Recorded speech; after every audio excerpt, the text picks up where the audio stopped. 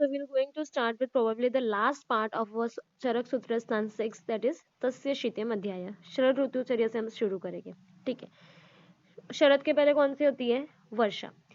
वर्षा शीत उचित अंगानामः सहसैव अर्करश्मिभिः तप्ता नाम अंत्योचितम पित्तम प्रायः शरदि कुप्यति. अभी क्या हो जाएगा, वर्षा ऋतु से हमारी बॉडी पूरी शीत को एक साथ में हो जाती है.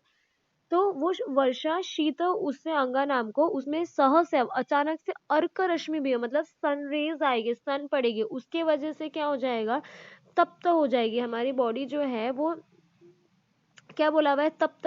तप्त बोला हुआ है बॉडी का. हाँ, कि तप्ता नाम अचितम पित्तम, तो तप्त हो जाएगी और उसकी वजह से पित्त जो हो जाएगा वो प्रकोप हो जाता है. तो वर्षा ऋतु में संचय होता है पित्त का और वो प्रकोप हो जाता है. ठीक है, तो ये हमें ध्यान रखना है कि अचानक से सनरेज हो जाएगी और इसकी वजह से यहाँ पे पित्त जो है वो प्रकोप हो जाता है.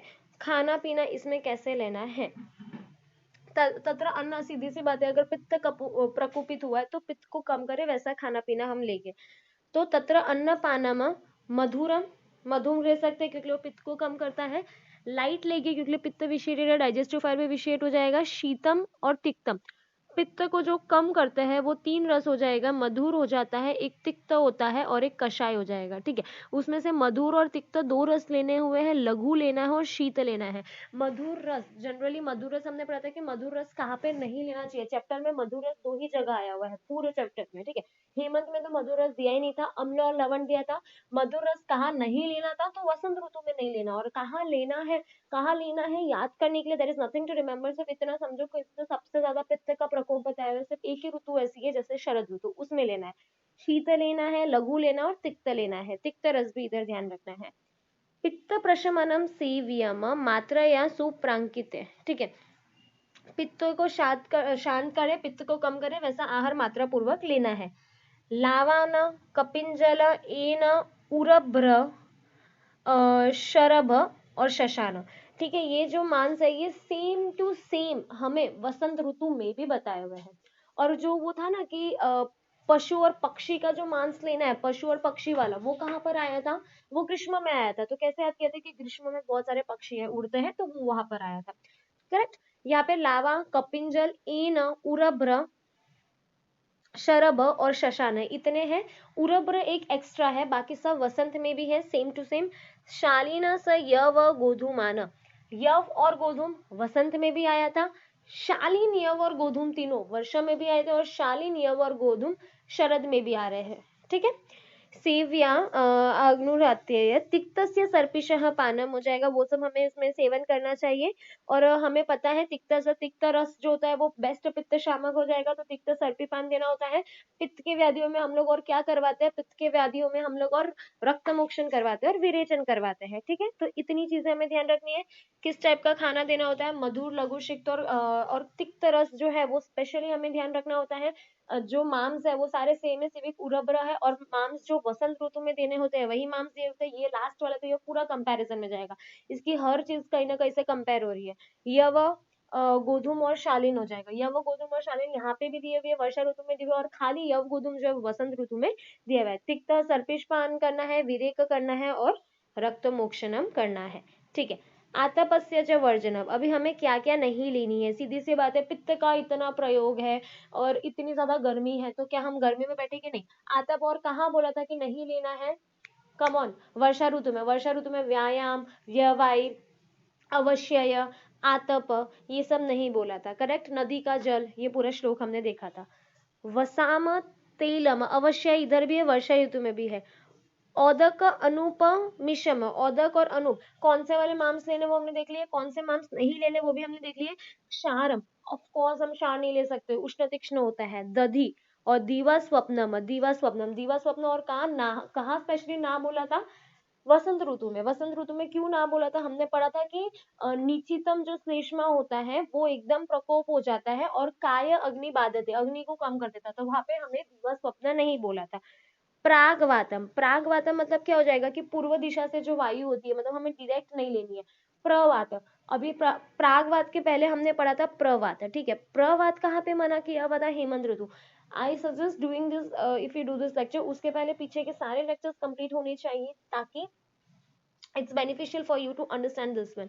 प्रवात, फिर यहाँ पे जो हो जाएगा प्रागवात हो जाएगा, चैत्र प्रागवात मतलब पूर्व दिशा से वहां, और प्रवात कहाँ पे इंडिकेटेड था, ग्रीष्म ऋतु में। ग्रीष्म ऋतु में क्या था कि दिन में जो मतलब दिन में जो है वो आपको शीत गृह में रहना, और रात में चंद्रांशु शीतल सनरेज लेनी, सॉरी मून की रेज लेनी है, वहां पे प्रवात होना चाहिए। और यहाँ पे प्रागवात है, दिन में सोने का नहीं बोला है, क्षार नहीं बोला है, दधि नहीं बोला है, कौन से टाइप के मांस नहीं बोले हुए, आनुक और औदक नहीं बोला हुआ है, वसा तेल और अवश्य नहीं बोला हुआ है, तेल भी नहीं बोला हुआ है, ठीक है। Okay, going to the next thing, क्या क्या है, हाँ हंसोदकम, हंसोदकम जो है वो वेरी इंपॉर्टेंट है यहाँ पे, ठीक है।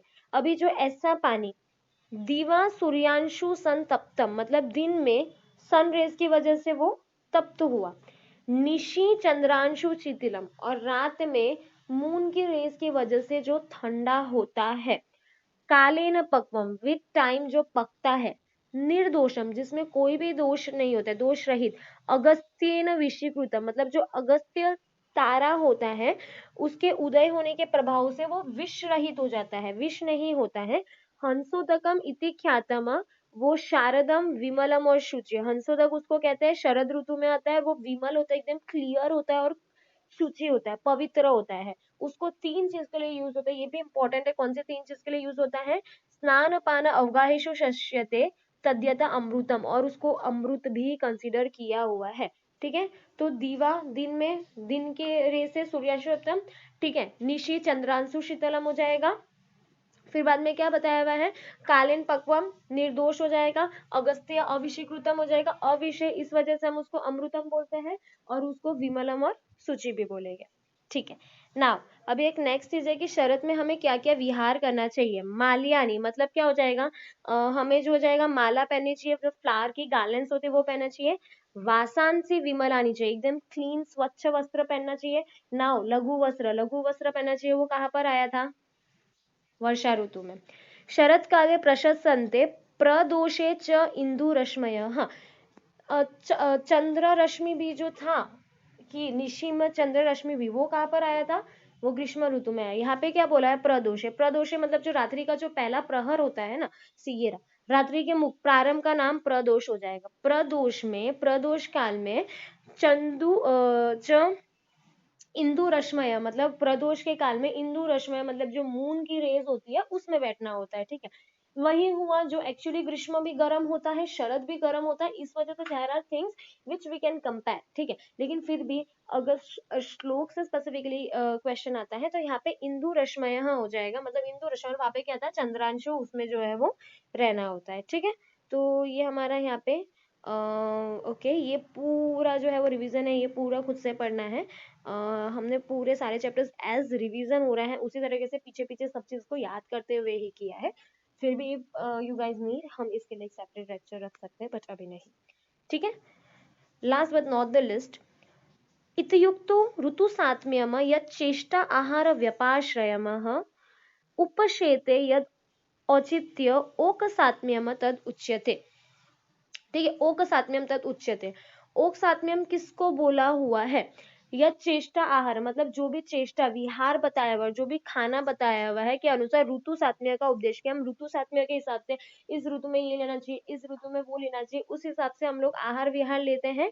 जो आहार विहार उचित होने से शरीर के लिए हितकारी होता है और शरीर के लिए जो अच्छा हो जाता है उसको हम लोग ओक सात्म्य कहते हैं, ठीक है, उसको हम लोग ओक सात्म्य कहते हैं, ठीक है। अब थोड़ा सा रिवीजन की बात अगर हम लोग कर लेते हैं, अभी साथ में हो जाएगा, साथ में के टाइप्स कितने होते हैं, यहाँ पर 4 टाइप्स है, लेकिन व्हेन वी डिड चरक विमान स्थान 1 उसमें हमने पढ़ा था कि एक तो त्रिविध साथ में होते हैं, कौन से, प्रवर, मध्यम एंड अवरम।